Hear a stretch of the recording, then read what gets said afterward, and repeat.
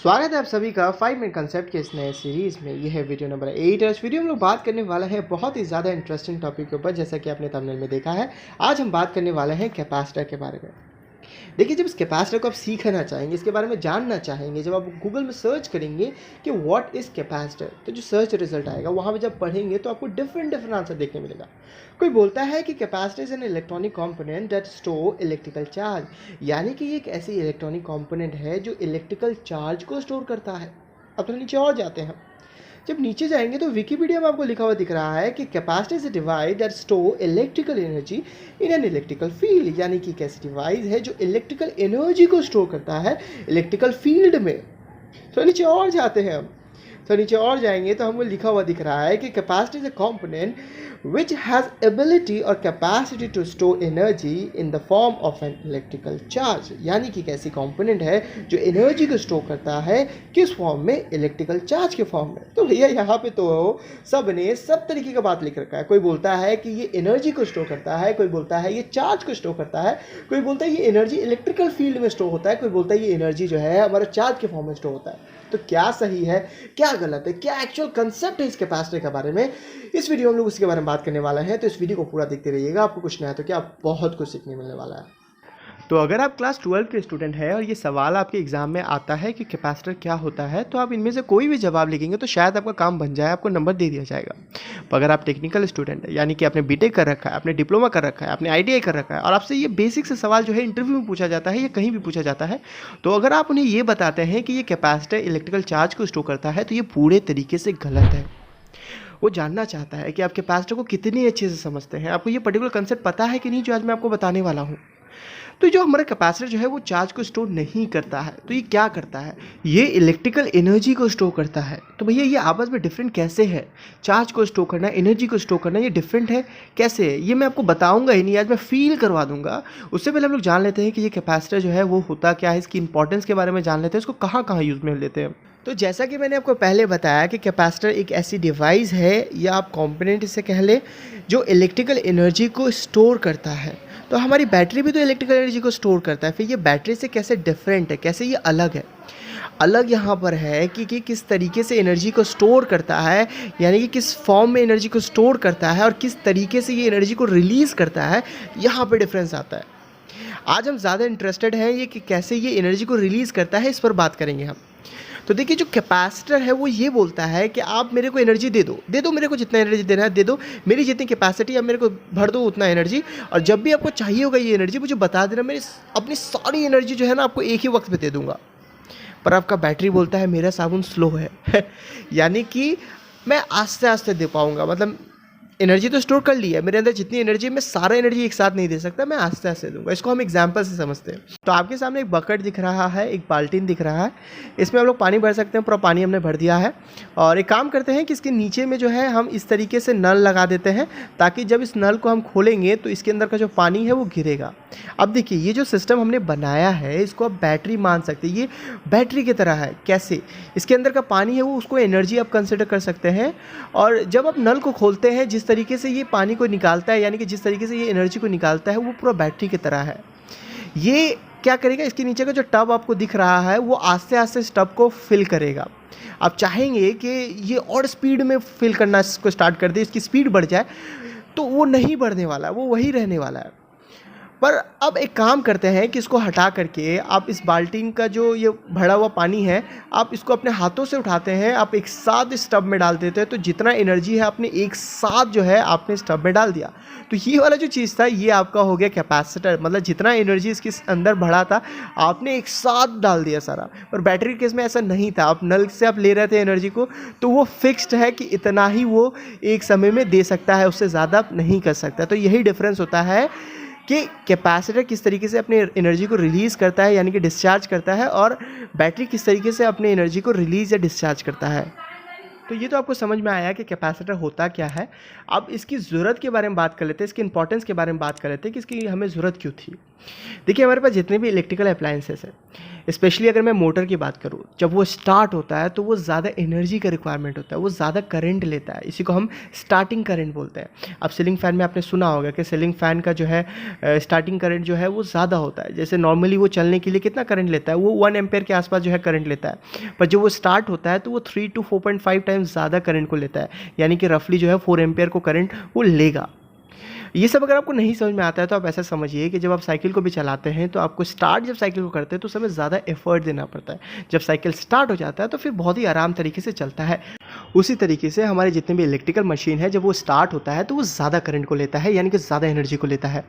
अब अगर मैं कूलर का बात करूँ, कूलर में तो हम 2-2 मोटर को यूज़ में लेते हैं, तो यानी कि वो जब वो स्टार्ट होगा तो और भी ज़्यादा करंट को लेगा, ज़्यादा करंट को लेगा। तो देखिए यहाँ पे सिर्फ हम एक अप्लायंसेस के बारे में बात कर रहे हैं। हमारे घर में तो कितना सारे अप्लायंसेस हम एक टाइम पे यूज़ कर रहे होते हैं, तो जितना अप्लायंसेस हम यूज़ कर रहे होते हैं तो सबका कुछ ना कुछ तो करंट रेटिंग होता है, यानी कि उसको चलने के लिए कुछ ना कुछ तो करंट देना होता है, और वो करंट को लेता है। तो सारे करंट को आप ऐड कर देंगे और वो सारा जो करंट है वो जो मेन एमसीबी से जो ले रहा है, तो अब देखिएगा कितना ज़्यादा करंट हो जाएगा। देखिए ज़्यादा का मतलब यहाँ पे हम 200-300 एम्पेयर का बात नहीं कर रहे हैं।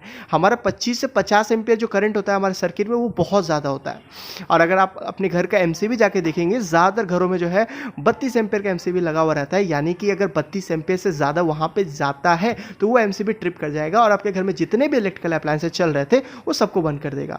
इसीलिए आपको समझ में आ गया कि इतना हाई करंट जो है, जो स्टार्टिंग करंट जो होता है मशीन का, वो हम बाहर से नहीं ले सकते। हमारे घरों में जो इलेक्ट्रिसिटी आ रहा है वहाँ से हम नहीं ले सकते हैं, और बैटरी के केस में भी हम नहीं ले सकते। आपने देख लिया एक बार में वो बहुत ज़्यादा एनर्जी को, यानी कि करंट को नहीं सप्लाई कर सकता है। तो यहाँ पे आता है हमारा कैपेसिटर। कैपेसिटर बोलता है कि आप मेरे अंदर एनर्जी स्टोर कर दो और आपको जब भी चाहिए होगा बताना, मैं एक साथ जो है अपना सारा एनर्जी आपको दे दूंगा। तो क्या कैपेसिटर का एप्लीकेशन बस यहीं तक सीमित था? नहीं। पहली बार जब इस कैपेसिटर को पढ़ते हैं किताबों में तो वहाँ पे आपको बहुत ही बेहतरीन एग्जाम्पल एक दिया जाता है कैमरे के फ्लैश लाइट के बारे में। बोला जाता है कि वो जो कैमरे का फ्लैश लाइट होता है, आप जानते ही होंगे कि वो काफ़ी ब्राइट होता है। रात के वक्त भी अगर फोटो क्लिक करें फ्लैश लाइट की मदद से तो काफ़ी बढ़िया रिजल्ट आता है, एकदम दिन जैसा आपका फ़ोटो क्लिक होकर के आता है। तो उस फ्लैशलाइट को जितना करंट का रिक्वायरमेंट है वो आपका बैटरी पूरा नहीं कर पाता है, इस वजह से वहाँ भी हम कैपेसिटर को यूज़ में लेते हैं ताकि हमारा जो फ्लैशलाइट हो वो काम कर सके। पर ये सारी चीज़ें तो आपने क्लास 12 तक पढ़ रखी होगी, पर आप इंजीनियरिंग में आते हैं, जब डिप्लोमा में आते हैं, तो आप जो कैपेसिटर के बारे में पढ़ते हैं, जो उसके एप्लीकेशन के बारे में पढ़ते हैं, वो अनंत है। मतलब इतने तरीके से हम इस कैपेसिटर को यूज़ में ले रहे हैं, इतना ज़्यादा यूज़ में ले रहे हैं। अगर मैं आपको पूरे 4 साल का इंजीनियरिंग को कुछ सेंटेंस में समराइज़ कर दूँ इस कैपेसिटर के इर्द गिर्द में, तो कुछ इस तरीके से होगा। जब आप इलेक्ट्रॉनिक सर्किट पढ़ेंगे तो आप ये पढ़ेंगे कि ये कैपेसिटर जो है हमारे डीसी करंट को, यानी कि डीसी को ये ब्लॉक करता है, और अल्टरनेटिंग करंट यानी कि एसी को ये अलाउ करता है। जब एनालॉग फिल्टर नेटवर्क पढ़ेंगे तो आप ये पढ़ेंगे कि ये जो हमारी पावर आउटपुट है उसको वो स्मूथ बनाता है। जब रेजोनेंट सर्किट पढ़ेंगे तो आप ये पढ़ेंगे कि जो हमारे रेडियो वेव है उसको किसी भी पर्टिकुलर फ्रीक्वेंसी में ट्यून करने का हमारा काम करता है। आरएलसी नेटवर्क में आप पढ़ेंगे। जब आप पावर सिस्टम पढ़ेंगे तो आप ये पढ़ेंगे हमारे सिस्टम को ये स्टेबलाइज करता है, हम पावर फैक्टर करेक्शन के लिए यूज़ में लेते हैं इसको, और भी कई सारी इसके एप्लीकेशन हैं। पर ये सारे एप्लीकेशन के लिए जो हम लोग डिफरेंट टाइप के कैपेसिटर यूज़ में ले रहे थे, उन सब का जो बेसिक प्रिंसिपल है वो सेम है जो मैंने आपको बताया है, और इसकी जो कंस्ट्रक्शन है वो वही है जो आपने क्लास 12 में पढ़ा था, पैरेलल प्लेट कैपेसिटर। तो अब हम बात कर लेते हैं हमारे मेन क्वेश्चन के बारे में कि जो हमारी कैपेसिटर है वो चार्ज को स्टोर नहीं करता है, वो एनर्जी को स्टोर करता है, और इसमें आपको पैरेलल प्लेट कैपेसिटर का भी जो कंसेप्ट है वो अच्छे से समझ में आ जाएगा। तो ये जो कैपेसिटर का जो कंस्ट्रक्शन है बहुत ही ज़्यादा सिंपल है। 2 कंडक्टर को आप रख दें सामने सामने और उसके बीच में एक इंसुलेटिंग मटेरियल डाल दें, बन गया आपका कैपेसिटर। मैंने क्या बोला, इसको अच्छे से एक्सप्लेन करता हूँ। देखिए 2 कंडक्टिंग मटेरियल यानी कि कंडक्टर, एक ऐसी मटेरियल जो इलेक्ट्रिसिटी को अलाउ कर सकता है, उस टाइप की मटेरियल को 2 पैरेलली हम सामने सामने रखेंगे और उसके बीच में एक नॉन इंसुलेटिंग मटेरियल डालेंगे, नॉन कंडक्टिंग मटेरियल डालेंगे, जिसको हम डाइलेक्ट्रिक बोलते हैं। अब इसको हम क्यों डालते हैं? हम इसलिए डालते हैं कि ये वाले प्लेट से हमारे चार्ज जो है फ्लो हो करके हमारे इस वाले प्लेट में ना आ जाए, न्यूट्रलाइज ना हो जाए, इसलिए हम इसको डालते हैं, क्योंकि इसका जो नेचर है वो इंसुलेटिंग नेचर है, वो फ्लो होने नहीं देगा। ये तो एक रीज़न था। जो मेन रीज़न है वो ये है कि इसकी जो कैपेसिटेंस है उसको हम इंक्रीज़ करना चाहते हैं। ये कैपेसिटेंस क्या है भैया? पहले ही मैंने बताया था कि कैपेसिटी है, ये बताता है कि आपकी जो कैपेसिटर है वो कितनी एनर्जी को स्टोर करके रख सकता है। इंसुलेटर को डालने से क्या होता है कि आपकी जो कैपेसिटी है जो कैपेसिटेंस है वो इंक्रीज़ हो जाता है। अब अगर यहाँ पे हम इंसुलेटर नहीं डालते, सिर्फ एयर होता, तो भी आप इसको कैपेसिटर बोल सकते हैं, पर इस कैपेसिटर का जो कैपेसिटेंस होगा यानी कि जो कैपेसिटी होगा वो हमारे नॉर्मल कैपेसिटर से कम होगा।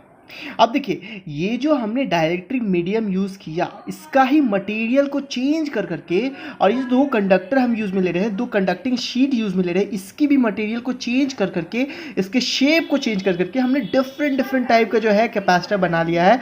अभी तो मार्केट में बहुत छोटे छोटे कैपेसिटर भी आते हैं कॉम्पैक्ट साइज में, जिसको हम रेजोनेंट सर्किट में यूज़ में लेते हैं, और बड़े से बड़े कैपेसिटर जो हम पावर फैक्टर करेक्शन में यूज़ में लेते हैं। तो हमारा कैपेसिटर तो रेडी हो गया, हमारा कंस्ट्रक्शन भी समझ में आ गया। अब इसको हम एनर्जी कैसे देते हैं, इसको एनर्जाइज्ड कैसे करते हैं। अब एनर्जी देने को हम कॉमन लैंग्वेज में बोलते हैं कि कैपेसिटर को हम चार्ज करेंगे, और यहीं से होता है हमारा कन्फ्यूजन स्टार्ट डेवलप्ड होना। देखिए, जब हम ऐसा बोलते हैं कि हम कैपेसिटर को चार्ज करेंगे तो हम ऐसा सोचते हैं ये कैपेसिटर चार्ज को स्टोर करेगा, पर ये पूरे तरीके से गलत है। ऐसा क्यों? अब देखिए, चार्ज हम कैसे कर सकते हैं, यानी कि हम इसको एनर्जी कैसे दे सकते हैं। एनर्जी हम ऐसे देते हैं, या तो हम इसको बैटरी से देंगे, या तो हमारे घर में जो सप्लाई आ रहा है वहाँ से देंगे। तो एग्जाम्पल के लिए हम बैटरी को कंसिडर कर लेते हैं, ईजिली आपको समझ में आएगा। तो जब बैटरी को हम कनेक्ट करते हैं तो क्या होता है, इसको अच्छे से समझ गए तो आपका जितना भी कन्फ्यूजन है वो क्लियर हो जाएगा। तो जो बैटरी कनेक्ट करते हैं वो कहाँ कनेक्ट करते हैं, जब दो वायर से कनेक्ट करते हैं, ये दो वायर जो है इसके दो प्लेट से कनेक्टेड होता है। तो हम जानते हैं ये प्लेट कौन सा प्लेट है, ये कंडक्टिंग प्लेट है, यानी कि कंडक्टर है। अब कंडक्टर्स में हमारे फ्री इलेक्ट्रॉन्स होते हैं। अब देखिए, नॉर्मल कंडक्टर में आपने पढ़ा होगा कि यही फ्री इलेक्ट्रॉन्स जो होता है वो मूव करता है और हमारा करंट बनाता है। तो ये फ्री इलेक्ट्रॉन को हमारी बैटरी क्या करता है, एक प्लेट से उठा करके दूसरे प्लेट में डालता है। समझिए क्या बोल रहा हूँ मैं, बैटरी हमारा चार्ज नहीं देता है। बैटरी क्या कर रहा है, हमारा एक प्लेट का जो इलेक्ट्रॉन है उसको उठा रहा है, दूसरे प्लेट में दे रहा है। या दूसरे तरीके से आप इसको ऐसे समझ सकते हैं कि बैटरी जितना इलेक्ट्रॉन दे रहा है एक प्लेट में, उतना ही इलेक्ट्रॉन उस प्लेट से ले रहा है। यानी कि जो नेट चार्ज है, बैटरी ने बाहर से एक भी चार्ज जो है एक्स्ट्रा इस कैपेसिटर के अंदर नहीं दिया, बस उसने किया क्या, एक प्लेट से उठाया और दूसरे प्लेट में दे दिया।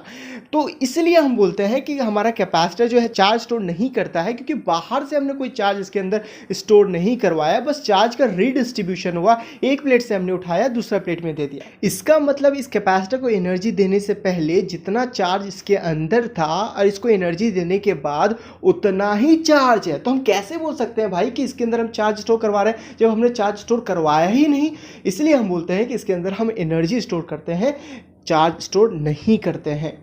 अब देखिए, ये जो चार्ज हमने जो शिफ्ट किया ना, एक प्लेट से दूसरे प्लेट में जो हमने शिफ्ट किया, तो इससे होता क्या है, हर एक प्लेट में, मैं प्लेट की बात कर रहा हूँ, वो ओवरऑल कैपेसिटर की बात नहीं कर रहा हूँ, कि हर एक प्लेट में एक नेट चार्ज डेवलप्ड होता है। यानी कि एक में प्लस क्यू आ जाएगा, एक में माइनस क्यू आ जाएगा। इसके वजह से इस दो प्लेट के बीच में एक इलेक्ट्रिक फील्ड डेवलप्ड होगा, और इस फील्ड के अंदर हमारी एनर्जी स्टोर होती है। जैसे मैग्नेट अपने चारों तरफ मैग्नेटिक फील्ड क्रिएट करता है, उसी तरीके से जो स्टैटिक चार्ज होता है वो इलेक्ट्रिक फील्ड क्रिएट करता है। तो इलेक्ट्रॉन्स एक प्लेट में बढ़ने की वजह से हमारा नेगेटिव चार्ज बढ़ गया, यानी कि माइनस क्यू आ गया, और वहाँ पे हमारा नेगेटिव चार्ज कम हुआ, यानी कि प्लस क्यू आ गया। तो ये जो हमारा पॉजिटिव और नेगेटिव जब भी ऐसा होता है तो हमारा बाउंडेड इलेक्ट्रिक फील्ड बनता है, जैसा कि आप देख पा रहे हैं अभी बना हुआ है। तो इस फील्ड के अंदर जो है हमारा एनर्जी स्टोर होता है। अब कितना एनर्जी स्टोर करेगा ये डिपेंड करता है हमारे बैटरी ने कितना काम किया।